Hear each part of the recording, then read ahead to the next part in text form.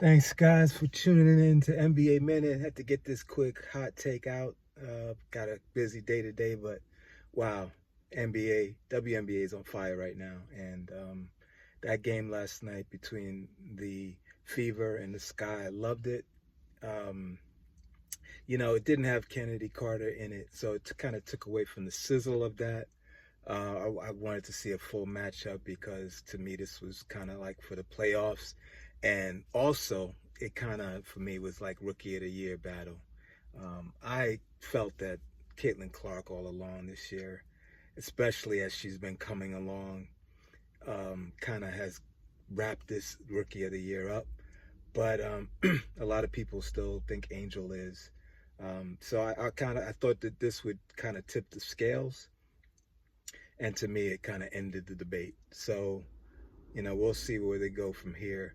I didn't think that the Fever would be able to get back to 500 this year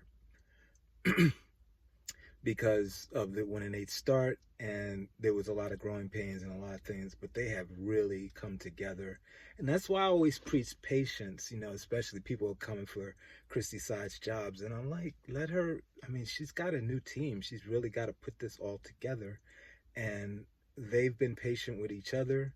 Aaliyah Boston has, her chemistry with Caitlin Clark and Kelsey Mitchell's chemistry has really been infectious for the whole team. They moved that ball. It kind of reminds me of the 15-16 Golden State Warriors, where that ball is hopping and moving all the time.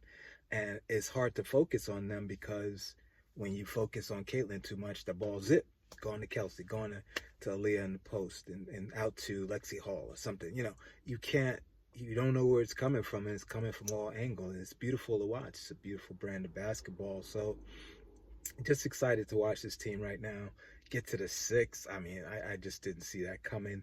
I'm not going to go out there and think that they're going to compete for titles. I think some people are taking that overboard. I think that this is a good building season. A playoff round win would be amazing. But I can't see them competing for a title. But you never know. The team, as I always say, they're playing with house money. If they wrap up this sixth seed and they have the advantage over the Mercury because they've won the season series against them. If they could get the sixth seed and eke out a first round win, that would be an amazing season for them. But it's kind of fun to see them come together and put this all together.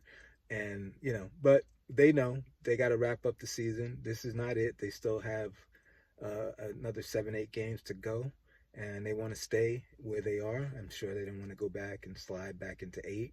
So they have to keep focusing on, as Kelsey Mitchell always says, keeping the main thing the main thing. But I just love seeing that chemistry. With the Sky, I'm old school, I guess. To me, when the game is over, when the competitive balance of the game is over, you take your players out.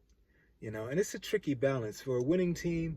My rule is like, 3 score 3. If that can put you in a game, the team that's losing, then it's hard to take, the team out, the winning team out, because you never want to shut the team down and then they come back on you. You have to bring them back in, because once you shut it, your players down, they're on to the next city. They're on to dinner plans or whatever's going on after the game. And to have them have to come back in the game is tough. So for the winning team, I know it's kind of tricky to shut it down, because a 9-0 run can happen within 30, 40 seconds, and then you're scrambling to get your team back in. But once the competitive balance is over, I think Teaspoon is doing Angel. I think she's also doing the team a disservice, just having her in there, just getting a couple of rebounds or points so that she can get a double-double. I think that takes away from team chemistry, and you don't want your players thinking about individual over team. I wouldn't want my player to be like, oh, it's a 20-point game, but I need a couple of rebounds. No. Do you think Greg Popovich would allow Victor Wembanyama to get a couple of rebounds to get a double-double if he's getting blown out by 20 points with like 2 minutes to go? He would take him out that game. And if any reporter brought that up, he would tear your head off for asking him, why didn't you leave Wembanyama to get a double-double? Are you kidding? And so if I have that energy for the men, I got to have it for the women too. I know stats are good and, they look good and stuff, but I see people. D Wade was congratulating her for a double double. No, I mean, get the double double when the game is on in the balance. If you're fighting for the game, even if you're losing, if the game is in the balance and you get the double double, fine. But once the game is blown out, that's my rant. That's my old man rant. I can't take that. That really irks me. Um, and I don't think it does Angel Reese any good too, because I think people are jabbing at her now for that. Your stat pad and stuff like that. And I don't think she stat pads really. I think that this is kind of stat padding at the end, but I think the missed shots and stuff is a function of her needing to work on her game. And hopefully during the off season she really works on her game, getting touch, maybe Hakeem Olajuwon or some of the good bigs in the league can really teach her about touch and finishing, because you want to when you have uncontested layups, you cannot miss those, because that kills the morale of the team, especially like in the fourth quarter. If you're missing shots at the rim, sometimes you can't get those points back. And you fight an uphill battle missing layups at the rim, especially uncontested. Contested, I get it. Sometimes it's hard to complete, but uncontested that's why they call it a layup. It's like a free throw. It's automatic. When I was playing in high school, we would get laps. Our coach would track if we miss uncontested layups, and you would run laps in practice for that. So she has to get her game up. So, that point I don't mind. I mean, that's in the course of the game. She's missing shots. She's got to work on that. But being in at the end of the game and that whole double streak earlier in the season when they were leaving her in to get a double, that sends the wrong message to the team.